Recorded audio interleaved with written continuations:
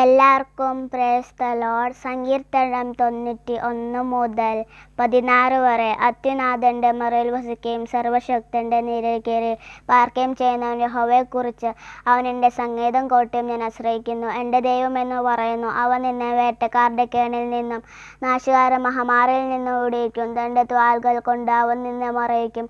അവൻ്റെ ചിറകിൽ കീറി നീ ശരണം പ്രാപിക്കും. അവൻ്റെ സ്വസ്ഥത നിനക്കും ഭയവും ബലവുമാകുന്നു. രാത്രിയിൽ ഭയം പറക്കുന്ന അസ്വസ്ഥയും ഇരുട്ടിൽ സഞ്ചരിക്കുന്ന മഹാമാരിയും ഉച്ചയ്ക്ക് നശിപ്പിക്കുന്ന സംസാരത്തെയും നിനക്ക് പേടിപ്പനിയില്ല. നിന്റെ വശത്ത് 1000 പേരും നിന്റെ വലതുവശത്ത് 10,000 പേര് വരും എങ്കിൽ നിങ്ങളുടെ അടുത്ത് വരികയില്ല. നിന്റെ കണ്ണുകൊണ്ട് തന്നെ നോക്കി ദുഷ്ടന്മാരുടെ എഴുന്ന പ്രതിഫലം കാണൂ. യഹോവ സംഗീതമാകുന്നു. നീ അത്യുനാഥൻ്റെ നിന്റെ വസസ്ഥലയിലിരിക്കുന്നു. ഒരു അനർത്ഥവും നിനക്ക് ഭാവിക്കില്ല. ഒരു ബാധറിന് കൂടറിന് നീ അടിക്കുകയില്ല. നിന്റെ എല്ലാ വഴികളും നിന്നെ കേൾക്കേണ്ടതിന് അവൻ നിന്നെക്കുറിച്ച് തൻ്റെ ദൂതന്മാരോട് കൽപ്പിക്കുന്നു. നിന്റെ കാലുകളിൽ തട്ടിപ്പോകരുത് കൊണ്ടാവും നിന്നെ കൈക്കാൽ വച്ച് കൊള്ളും. സിംഹത്തിന്മേലും അണയമേൽ ചവിട്ടും. ബാലസിംഹത്തെ പെരുമ്പാവനെ നിന്ന് മോദിച്ച് കളയും.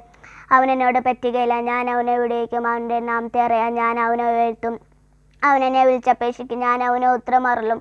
കഷ്ടകാലത്ത് ഞാൻ കൂടെയിരിക്കും. ഞാൻ അവനെ ഇടിച്ചു മഹത്വപ്പെടുത്തും. ദീർഘസ്നേഹം തിരുത്തുവരുത്തും. എൻ്റെ രക്ഷ അവന് കാണിച്ചു കൊടുക്കും. ആമേൻ.